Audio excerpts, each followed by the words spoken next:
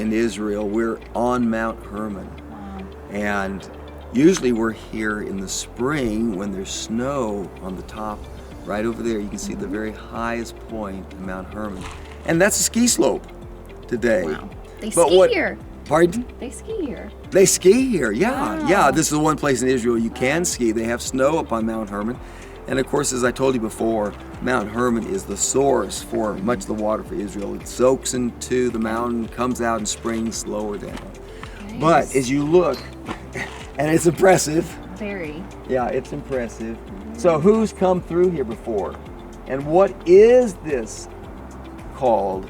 Well, I mentioned it before. It's the Via Maris. It's the way to the sea. So if you're coming from the east, so think about it, that's Syria. And of course, Damascus is 40 miles that way.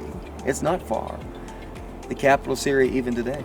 Or if you're coming from Babylon, if you're coming from Assyria, So they're Nineveh, coming through here. that all come through this pass. So how long has there been a fort here? Yeah, I how have to long? believe there's always been one here. In the days of Solomon, you need to know if you have enemy coming. You can see them from here, and you need to have a way to defend this pass. Well, And so- with that being said, who occupied this? Okay, well, as far as this particular fortress, we're not sure, absolutely certain, who built most of it. We know there's been fortresses here forever. But this one used to say on the literature was built by the Crusaders in the 12th century. Oh, okay. So King Baldwin II, he was the king of Jerusalem. A lot of people don't realize there was a time you'd have a king of Jerusalem that was a Crusader king. And yet the literature today says this is probably a 13th century and 14th century work done by the Muslims. And so, you know, when exactly most of this work was done, it is debated. It's debated. So, but that's not what's significant. In my opinion, what's significant, what is emotional, sometimes I'm telling this and I start crying because it is a special place. It's a favorite place. Because we know when we read Matthew 16, Jesus is down at Caesarea Philippi. It's Beneas, right below us. You go down the mountain at the foot of Mount Hermon. But in Matthew 17, you get to, Jesus went up on a very high mountain.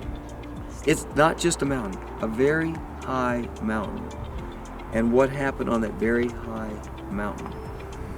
Can you think what it was? We call it the Transfiguration. Okay. And what? When you think about the Transfiguration, it's where Jesus is transfigured. He has his favorite special small group he took with him, left the other Okay. apostles down there. But they come up on this mountain, and then here appears Moses and Elijah. Oh, wow. Why Moses and Elijah? They represent the law and the prophets. Moses is the law. Elijah represents the prophets. Okay. And this is kind of, It's like a group meeting, just It's- everyone coming yeah, together. it's Jesus with the fulfillment of all the law and the prophets, and it's here, and he's transfigured before him. It scares Peter and James and John to death. I mean, they are down on their knees, face down.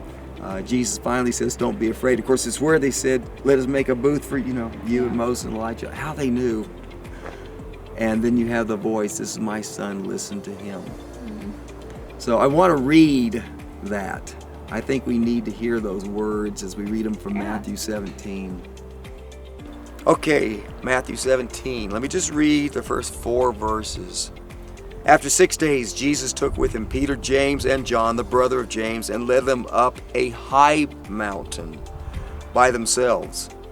There he was transfigured before them. His face shone like the sun, and his clothes became as white as the light. Just then there appeared before them Moses and Elijah talking with Jesus. Peter said to Jesus, "Lord, it is good for us to be here. If you wish, I will put up 3 shelters, one for you, one for Moses, and one for Elijah." While he was still speaking, a bright cloud enveloped them, and a voice from the cloud said, "This is my son, whom I love. With him I am well pleased. Listen to him." When the disciples heard this, they fell face down to the ground, terrified. But Jesus came and touched them. "Get up," he said. "Don't be afraid." When they looked up, they saw no one except Jesus. As they were coming down the mountain, Jesus instructed them, "Don't tell anyone what you have seen until the Son of Man has been raised from the dead."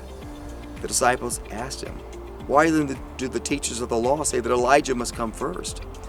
Jesus replied, "To be sure, Elijah comes and will restore all things, but I tell you, Elijah has already come, and they did not recognize him, but have done to him everything they wished.